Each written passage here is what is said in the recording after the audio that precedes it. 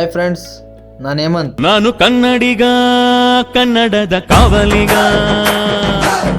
ನನ್ನ YouTube channel Hemant ಕ್ಲಿಕ್ಸ್ಗೆ ಸ್ವಾಗತ. ಇವತ್ತು ನಾನು ಎಲ್ಲಿ ಹೋಗ್ತಿದ್ದೀನಿ ಅಂದರೆ ಅರುಣಾಚಲಂ, ತಿರುವಣ್ಣಾಮಲೆಯಲ್ಲಿರುವ ಶಿವನ ದೇವಸ್ಥಾನ. ಈ ದೇವಸ್ಥಾನಕ್ಕೆ ನೀವು ಯಾವ ದೇವಸ್ಥಾನಕ್ಕೆ ಬೇಕಾದರೂ ಈಸಿಯಾಗಿ ಹೋಗಿ ಬರ್ಬೋದು. ಆದರೆ ಈ ದೇವಸ್ಥಾನಕ್ಕೆ ಹೋಗ್ಬೇಕಂದ್ರೆ ಆ ಶಿವನ ಆಜ್ಞೆನೇ ಇರಬೇಕಂತ, ಆ ಶಿವನೇ ಕರ್ಸ್ಕೋಬೇಕಂತೆ.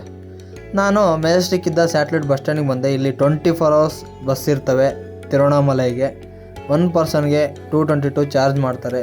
ನನಗೆ ಹಂಗೆ ಹೊಟ್ಟೆ ಹಸಿತೈತೆ ಅಂತ ನಾನು ಅಲ್ಲೇ ಪಕ್ಕದಲ್ಲಿರುವ ಹೋಟ್ಲಿಗೆ ಹೋದೆ. ಇಲ್ಲಿ 60 rupeesಗೆ ಮೀಲ್ ಕೊಡ್ತಾರೆ. ರೈಸ್, ಸಾಂಬಾರು, ಹಪ್ಪಳ, ಮೊಸರನ್ನ. ನಾನು ಅದನ್ನೆಲ್ಲ ತಿನ್ಕೊಂಡು ಆಮೇಲೆ ಬಸ್ ಹತ್ಕೊಂಡೆ. ಬಸ್ ನೋಡಿದ್ರೆ ಫುಲ್ ಖಾಲಿ. ಆಮೇಲೆ ಬಸ್ಸು ಸೀದಾ ಬೆಂಗಳೂರು ಬಿಡ್ತು. ಬೆಂಗಳೂರು ಬಿಟ್ಟು ಅಲ್ಲೆಲ್ಲ ಸ್ಟಾಪ್ ಕೊಟ್ಟಿದ್ದರು. ಅದಾದಮೇಲೆ ಸೀದಾ ತಿರುವಣ್ಣಾಮಲೆಗೆ ಬಂತು. ನಾವು ತಿರುವಣ್ಣಾಮಲೆಗೆ ರೀಚ್ ಆಗೋಷ್ಟರಲ್ಲಿ 1:20 ಆಗಿತ್ತು. ಬೆಂಗಳೂರು 5:30 ಬಿಟ್ಟಿತ್ತು ಬಸ್ಸು. ಅಲ್ಲೆಲ್ಲ ಸ್ಟಾಪ್ ಕೊಟ್ಕೊಂಡು ನಾವು 1:20 ಆಯಿತು. ಅದಾದಮೇಲೆ ನಾವು ಸೀದಾ ಬಸ್ ಸ್ಟ್ಯಾಂಡಿಂದ ದೇವಸ್ಥಾನ 2 ಕಿಲೋಮೀಟ್ರ್ ಇರುತ್ತೆ. 2 ಕಿಲೋಮೀಟ್ರು ನಡ್ಕೊಂಡು ಹೋಗ್ಬೋದು. ಇಲ್ಲ ಆಟೋ ಇರ್ತವೆ, ಆಟೋ ಬೇಕಂದರೆ ಆಟೋ. ನಾವು ಅಲ್ಲಿ ಫ್ರೆಶ್ ಅಪ್ ಆಗೋಕ್ಕೆ ರೂಮ್ ತಗೊಂಡ್ವಿ.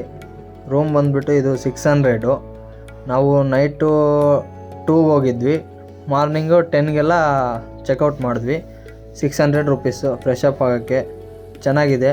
ನಾನು ನಂಬರ್ ಕೊಟ್ಟಿರ್ತೀನಿ, ನೀವೇನಾದರೂ ಹೋದರೆ ಆ ನಂಬರ್ಗೆ ಕಾಂಟ್ಯಾಕ್ಟ್ ಮಾಡಿ. ಅದಾದಮೇಲೆ ನಾವು ಫ್ರೆಶ್ ಅಪ್ ಆಗಿ ದೇವಸ್ಥಾನ ಹತ್ರ ಹೋದ್ವಿ. ರೂಮು ದೇವಸ್ಥಾನದಿಂದ 500 ಮೀಟರ್ಸ್ ಅಷ್ಟೇ ಇದೆ. ಅದಾದಮೇಲೆ ನಾವು ಸೀದಾ ದೇವಸ್ಥಾನ ಮುಂದೆಗಡೆ ಬಂದ್ವಿ. ಇಲ್ಲಿ ಪೂಜೆ ಎಲ್ಲ ಮಾಡಿ ಗಿರಿ ಪ್ರದಕ್ಷಿಣೆ ಸ್ಟಾರ್ಟ್ ಮಾಡಬೇಕು. ನಾವು ಪೂಜೆ ಎಲ್ಲ ಮುಗಿಸಿ ಕಾಯಿ ಹೊಡೆದು ದೀಪ ಎಲ್ಲ ಹಚ್ಚಿ ಅದಾದಮೇಲೆ ನಾನು ಗಿರಿ ಪ್ರದಕ್ಷಿಣೆ ಮಾಡೋಕ್ಕೆ ಸ್ಟಾರ್ಟ್ ಮಾಡಿದೆ. ಗಿರಿ ಪ್ರದಕ್ಷಿಣೆ 14 ಕಿಲೋಮೀಟ್ರ್ ಇರುತ್ತೆ. ಸ್ಲಿಪ್ಪರು ಏನೂ ಹಾಕ್ಕೋಬಾರ್ದು, ಸಾಕ್ಸ್ ಬೇಕಿದ್ದರೆ ಹಾಕ್ಕೋಬೋದು. ಅದಾದಮೇಲೆ ಇದು ಮ್ಯಾಪು, ಅಂದರೆ ಇದು ಯಾವ್ಯಾವ ಲಿಂಗ ಇದ್ದಾವೆ, ಎಷ್ಟು ಕಿಲೋಮೀಟ್ರ್ ಇದ್ದಾವೆ ಅಂತ. ಇವಾಗ ನಾನು ಹೇಳ್ತಿರೋದು ಭಾರತದ ಅತ್ಯಂತ ಶಕ್ತಿಶಾಲಿ ಮತ್ತು ರಹಸ್ಯಮಯವಾದ ದೇವಾಲಯಗಳಲ್ಲಿ ಒಂದಾದ ತಮಿಳುನಾಡಿನ ತಿರುವಣ್ಣಾಮಲೆಯಲ್ಲಿರುವ ಅರುಣಾಚಲಂ ದೇವಸ್ಥಾನದ ಬಗ್ಗೆ. ಈ ದೇವಸ್ಥಾನವನ್ನು ಅರುಣಾಚಲೇಶ್ವರ ದೇವಸ್ಥಾನ ಅಂತ ಕೂಡ ಕರೀತಾರೆ. ಇದು ಕೇವಲ ಒಂದು ದೇವಸ್ಥಾನ ಅಲ್ಲ ಸ್ನೇಹಿತರೆ, ಇದು ಭಕ್ತಿ, ಶಕ್ತಿ ಮತ್ತು ಮೋಕ್ಷದ ದಾರಿ ಎಂದು ಹೇಳಬಹುದು. ಅರುಣಾಚಲಂ ದೇವಸ್ಥಾನ ಯಾಕೆ ಅಷ್ಟು ಪ್ರಸಿದ್ಧ ಗೊತ್ತಾ? ಅರುಣಾಚಲಂ ದೇವಸ್ಥಾನವು ಪಂಚಭೂತ ಲಿಂಗಗಳಲ್ಲಿ ಒಂದಾಗಿದೆ.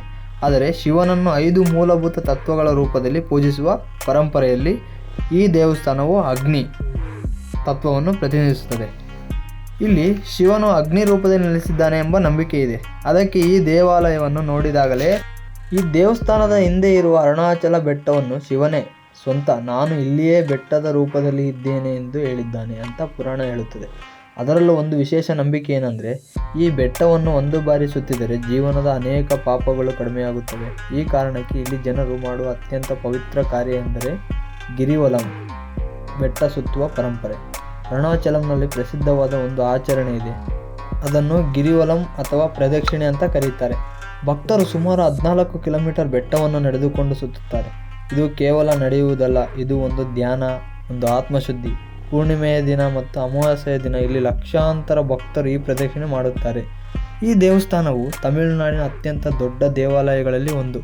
ಇಲ್ಲಿ ದೊಡ್ಡ ದೊಡ್ಡ ಗೋಪುರಗಳಿವೆ. ಅದರಲ್ಲೂ ಮುಖ್ಯವಾಗಿ ರಾಜಗೋಪುರ ಸುಮಾರು 200 ಅಡಿ ಎತ್ತರ ಹೊಂದಿದೆ.